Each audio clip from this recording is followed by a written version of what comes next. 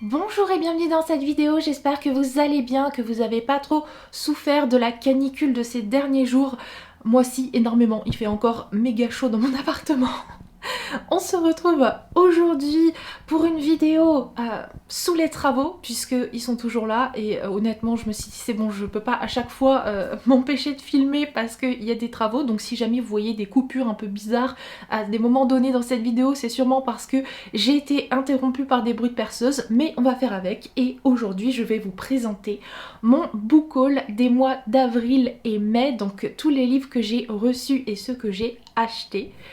Et je vais commencer par ceux que j'ai reçus. Pour commencer, de la part de Flammarion Jeunesse, j'ai reçu Sorcery and Small Magics par Maïga Douci, qui est un roman de cozy fantasy. Je vous en ai parlé dans ma dernière vidéo, qui était une vidéo de chronique lecture. Je vous la mets dans le petit si jamais vous ne l'avez pas encore vue.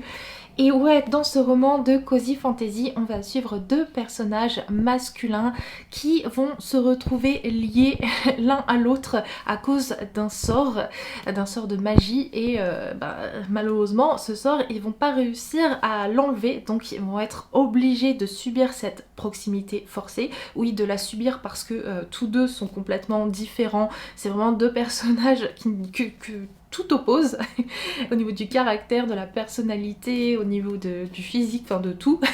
Et deux personnages qui ne se supportent pas mais qui vont se retrouver dans cette proximité forcée, bien obligés à entreprendre un voyage semé d'embûches pour aller obtenir l'aide d'une magicienne. Voilà, avec ce livre qui est tout beau, regardez ce jaspage. J'ai également reçu un fan art, regardez, avec les deux persos. Trop bien, il est trop beau. Flammarion Jeunesse m'a également envoyé, je suis tellement contente, le dernier Marie Pavlenko. Oui. J'aime tellement cette autrice. On la retrouve ici avec À toi quand la nuit vient et un résumé qui me fait trop envie. Je me le garde celui-là pour cet été parce que dedans, on nous dit: dans le monde de Jen, l'eau se fait rare, la chaleur est étouffante et il n'y a plus d'oiseaux. Dans ce monde, des fascistes sont au pouvoir. Jen, elle, s'efforce de mener une vie ordinaire et rêve d'un ailleurs. L'arrivée de Roman au lycée va tout changer. Mais peut-on aimer quand on n'est pas libre? Vivre, être heureux en fermant les yeux? Jusqu'où supporter l'insupportable? Et si aimer, c'est déjà résister?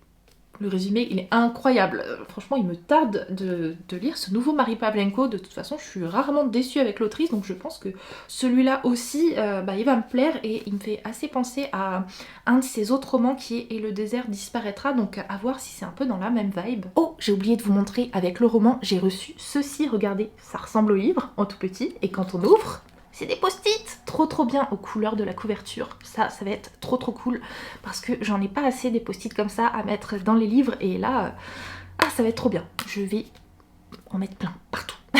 Dernier livre que j'ai reçu de la part de Flammarion Jeunesse, c'est le tome 3 de la saga Ono, Le secret du souffle par Hélène Sika. Troisième et dernier tome de cette saga. Il me tarde d'avoir le fin mot, de retrouver ces personnages aussi. Franchement, vous savez, cette saga, à chaque fois c'est un régal pour moi de la lire, donc j'espère que ça va être pareil pour ce troisième et dernier tome qui a une couverture magnifique. Franchement, je la trouve super belle. Ono, c'est une saga où à la base dans le premier tome on va suivre donc Ono, une jeune fille qui est capable de communiquer avec les plantes, parce qu'on est vraiment dans un univers où chacun possède une magie un petit peu particulière, et en fait Ono, elle va devoir entreprendre un voyage hyper périlleux, semé d'aventures, tout ça parce que sa maman, eh bien ça fait maintenant quelques temps, quelques années même, qu'elle est plongée dans un sommeil magique, et Ono, elle est bien décidée à l'aider à se réveiller. Et dans cette saga, on va notamment y parler de santé mentale, puisque notre Ono, mine de rien, à cause de ce qui est arrivé à sa maman, elle est devenue hyper angoissée. Pareil pour le papa d'Ono, qui lui-même, à cause de toute son angoisse, s'est transformé petit à petit en monstre. Donc Ono n'a qu'une envie, c'est d'aider ses parents, et du coup, dans chacun des tomes, on a vraiment plein d'aventures, des embûches, enfin C'est vraiment trop bien cette saga, vraiment on n'en parle pas assez. De la part de Hachette Roman, j'ai également reçu plusieurs livres et le premier d'entre eux ne vous est normalement pas inconnu puisqu'il s'agit de Soir d'été de Manon Tétart, le premier tome de la saga des saisons d'Aimée. Je vous ai présenté ce livre dans mon dernier book haul puisque je l'avais alors reçu en épreuve non corrigée. Et bien là c'est l'épreuve finale qui est toute belle, regardez ce jaspage.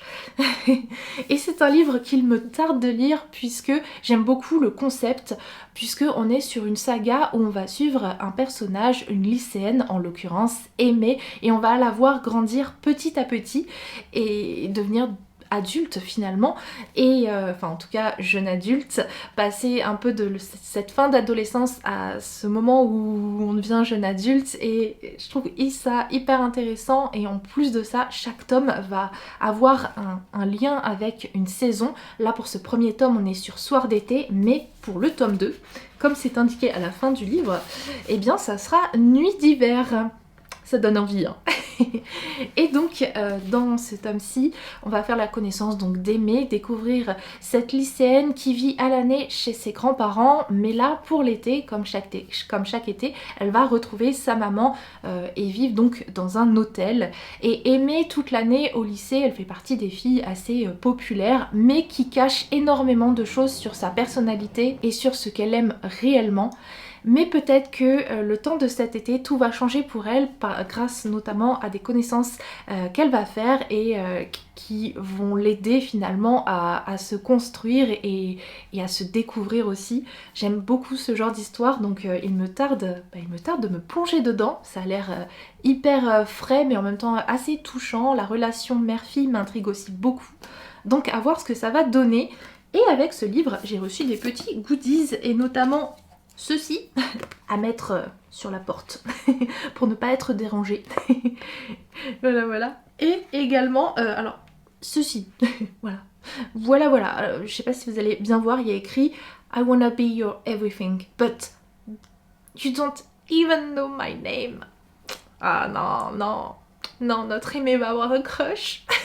J'ai également reçu Chronique de Silver Throne par Chloé Bell, qui est un roman qui se passe dans une ambiance à la Bridgerton, et on va y suivre le personnage de Lyra. Lyra qui est une conteuse, tout le monde adore l'écouter lorsqu'elle raconte des histoires, et elle a tellement un talent pour ça qu'elle va être demandée au château, au palais. Du coup, Lyra, elle va y aller parce que sa famille a perdu son titre de noblesse il y a quelques années, et depuis, elle se dit que ça va être l'occasion pour elle de peut-être aider sa famille à retrouver un peu de sa splendeur. Et donc, elle va se rendre là-bas, découvrir un petit peu les dessous de la cour et également faire la rencontre d'un mystérieux jeune homme qui porte un masque et qui est le Renard Doré. Oui, comme la librairie parisienne, mais là c'est un monsieur. Donc voilà. Un livre que j'ai reçu, là encore avec un goodies, regardez, c'est un loup. Non mais regardez-moi ce masque. Incroyable, non? Trop bien. Hachette Roman m'a également envoyé Grégor, le premier tome qui est La prophétie du gris par Suzanne Collins. Oui, Suzanne Collins, l'autrice de la saga Hunger Games, qu'on retrouve ici sur un autre registre qui n'a absolument rien à voir avec Hunger Games, puisqu'on est sur une saga jeunesse. On va suivre un petit garçon qui s'appelle Grégor et sa petite sœur âgée de 2 ans qui s'appelle Moufle, et un jour tous deux vont se retrouver dans un univers qu'ils ne connaissaient pas et qui est en sous-terre, c'est-à-dire un univers qui est sous notre terre, voilà. Et il va leur arriver notamment de nombreuses aventures. Un livre, là encore, que j'ai déjà lu, je vous en ai aussi parlé dans ma dernière vidéo lecture. Mais ouais, en tout cas, l'occasion pour moi de découvrir Suzanne Collins avec autre chose que la saga Hunger Games. Et pour finir, j'ai reçu le tome 2 de la saga du manoir de Castle Cads, Les larmes de Cernunnos par Alain T. Puységur, publié chez le livre de poche jeunesse. J'avais vraiment beaucoup aimé le premier tome de cette saga, qui est un peu une sorte de Harry Potter mais avec des chats, puisque on va y suivre des chats apprentis sorciers qui vont aller dans une école de magie et apprendre la magie là-bas. Sauf que, eh bien, dans cette école, rien ne va se passer comme prévu puisque, notamment, il y a une sombre menace qui règne sur le manoir de Castle Cads. Et du coup, c'était trop bien à lire, franchement, cet aspect école de magie, mais tous les personnages de ce roman sont des chats, c'était hyper original et franchement, il me tarde de découvrir cette suite. Donc je suis trop contente de l'avoir entre les mains. On passe maintenant au roman que je me suis acheté et si vous avez vu mon dernier book haul, vous savez que au cours notamment du mois d'avril, il y a eu le festival du livre de Paris et j'ai acheté plein de livres là-bas, donc je ne vais pas vous les représenter dans cette vidéo, ça serait un doublon un peu inutile, voilà. Mais si jamais vous voulez voir cette vidéo, vous ne l'avez pas encore vue, je vous la mets aussi dans le petit, voilà. Donc, sinon, mes autres achats d'avril et mai sont, pour commencer, When the Moon Hatch par Sarah A. Parker, publié chez les éditions Olympe. Bah oui, j'ai craqué pour cette romantasy avec des dragons, où on a un jaspage où il y a des dragons. Franchement, ce livre m'a régalé. J'espère qu'on aura le tome 2 assez vite, vu que je crois qu'il est déjà sorti ou il va sortir aux États-Unis, donc j'espère que ça va pas trop tarder pour nous en France, parce que c'est un univers alors qui est peut-être un peu trop riche, trop élaboré, enfin c'est peut-être un petit peu too much, mais en tout cas un univers franchement hyper intéressant où, comment le résumer, non, je pourrais pas le résumer très facilement ce livre, mais en gros l'histoire va commencer le jour où une lune va tomber et se décrocher et tomber sur la Terre. En fait, dans cet univers, eh bien, il y a des dragons et lorsqu'ils meurent, eh bien, ils montent dans le ciel et se transforment en lune. Et donc, là, au début de notre histoire, il y a une lune qui est tombée. Et c'est là où tout va commencer. J'ai également craqué pour Willow Lake d'Alicia Garnier, publié chez Nox, une romance contemporaine sur fond de seconde chance dont je vous ai parlé bien dans ma dernière vidéo, là encore, puisque presque aussitôt acheté, aussitôt lu. Ce roman-là, je voulais l'acheter au Festival du Livre de Paris et en fait, quand je suis arrivée devant le stand le vendredi après-midi, il y en avait déjà plus, voilà. Je sais pas s'ils ont eu un réassort pour le samedi ou le dimanche, mais en tout cas, moi, quand j'y étais, il n'y en avait pas, donc bon, c'est pas grave, je l'ai pris juste après parce que c'est vraiment un livre que j'avais envie de lire en ce printemps, qui pour moi m'évoquait énormément cette saison où je voyais vraiment des décors de printemps pour ce livre. Et du coup, eh bien, je me suis plongée dans cette lecture. On va faire la connaissance de Raph et Fallon qui vont se rencontrer alors qu'ils n'ont que 16 ans et ils vont tomber amoureux alors qu'ils viennent pourtant de milieux complètement différents. Raph de son côté, lui, eh bien, il vit à Willow Lake et il travaille dans le ranch de ses parents.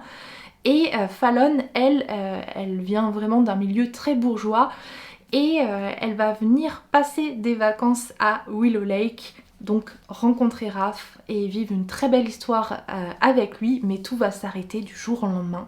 Et bien des années plus tard, et bien alors que Raph travaille toujours dans le ranch familial, Fallon est de retour à Willow Lake et Raph, qui n'a jamais réellement réussi à l'oublier, va pas être super content. J'ai également craqué pour des bandes dessinées, oui. Je vous avais dit en début d'année que j'avais très envie de m'acheter toute la saga du Grimoire d'Elphie, donc j'ai craqué pour donc le tome 4 qui est le trésor de la trichomancienne par Arleston Alouette et Minnie Ludwin, publié chez Dragou. Une saga dont j'ai lu les tomes en fait petit à petit grâce à ma médiathèque, et en fait j'aime tellement que je me dis que ça sert à rien de toujours attendre que les tomes arrivent à la médiathèque, autant les acheter tous et comme ça je peux les relire à volonté chez moi. Et ce tome-ci je voulais vraiment le lire en ce printemps parce que dans mes souvenirs c'était vraiment un tome avec des décors hyper printaniers, parce que on est en plein dans les Pyrénées avec des décors de montagne mais en même temps beaucoup d'herbes, de végétation, enfin, et Aussi une très belle histoire familiale que j'ai adorée, qui m'a hyper touchée. Enfin de toute façon le Grimoire d'Elphie c'est vraiment une bande dessinée pépite. Je pense que c'est ma saga de bande dessinée préférée du moment. Vraiment j'adore à chaque fois qu'il y a un tome, il faut que je le lise et à chaque fois il me touche beaucoup. Donc ouais, retrouver nos trois sœurs pour une nouvelle histoire avec bien évidemment toujours de la magie grâce à Elphie et son grimoire. C'était trop bien et ce tome-ci, je dois l'avouer que je l'ai encore plus aimé en fait à la relecture. Je l'avais déjà beaucoup aimé la première fois que je l'avais lu, mais alors là, le fait de le relire et que ça soit vraiment pile au moment parfait, dans la saison parfaite, je sais pas, ça m'a encore plus touchée et ça a été vraiment un coup de cœur pour ce tome 4. Du coup, je me suis pas arrêtée à ce tome 4 et je me suis dit, bon, il me reste encore un petit peu d'argent que j'ai reçu dans une carte cadeau pour Noël, donc je vais en profiter pour me prendre eh bien, cet écrin comprenant les 2 premiers tomes de la saga. Voilà, les 2 qui me manquaient, comme ça maintenant je les ai tous. Et donc, eh bien, je vais vous montrer un petit peu cet écrin. Donc à l'intérieur, vous avez les 2 tomes, les 2 premiers tomes, mais en ce qui concerne cet écrin de papier, regardez, hop, à l'intérieur on a une belle illustration sur le grimoire d'Elphie, donc je suis trop contente, voilà, trop bien. Et donc oui, à l'intérieur, on a donc le premier tome de la saga, qui est donc L'île presque, et le tome 2 qui est Le Dit des cigales, voilà. Voilà, 2 tomes que j'ai lus à leur sortie, donc franchement ça commence à dater et à faire... ouais, ça fait des années. Donc 2 tomes qui se passent quand même dans un esprit assez estival. Ce tome-ci ça se passe en Bretagne, celui-ci c'est en Provence. Donc je me suis dit que j'allais me réserver cette relecture de ces 2 tomes pour cet été. Ça correspondrait vraiment très bien. Et ça va me faire plaisir de les relire parce que c'est vraiment 2 tomes que... Enfin les 2 tomes que j'ai le moins en mémoire vu que vraiment leur lecture date maintenant. Donc ça va être trop bien de retrouver le début du grimoire d'Elphie en fait. Et peut-être que ça va me redonner envie après d'encore tous les enchaîner parce que cette saga est juste trop bien. Lisez-la si jamais c'est pas encore fait. Si jamais vous avez une médiathèque près de chez vous, n'hésitez pas à voir si jamais ils ont les tomes de cette saga. Vous verrez, je pense pas que vous serez déçus. Franchement, c'est trop bien. Et pour finir, j'ai acheté un livre qui n'est pas vraiment un livre. Enfin, c'est un livre, mais c'est pas un roman. C'est pas non plus de la non-fiction. C'est un livre qui est rempli de stickers. Oui. 700 stickers bookish dans ce livre qui est donc Book Lover Cute and Cozy Stickers. Que des stickers illustrés par Eva Corbizier, que vous connaissez peut-être, sûrement même si jamais comme moi vous suivez la chaîne d'Audrey, Le Souffle des mots, la plus grande chaîne francophone booktube actuelle. Eh bien Eva Corbizier a été son assistante en fait et du coup elles ont travaillé ensemble à de nombreuses reprises. C'est notamment elle qui s'est chargée de faire les illustrations de la chaîne d'Audrey et donc là on la retrouve sur un petit livre publié chez Marabout qui contient donc que des stickers qui ont un rapport avec le livre. Donc moi vous me connaissez, vous savez que j'en mets toujours 10 kilos de stickers dans mes bujots, dans mon bullet journal. Donc je me suis dit que franchement 700 stickers, ça allait pas être de trop en fait. Je vais vous montrer un petit peu l'intérieur bien évidemment. Donc voilà un petit peu. Bon déjà vous avez des illustrations entre chaque page de stickers qui sont trop jolies, j'aime tellement les couleurs et tout, c'est hyper doux.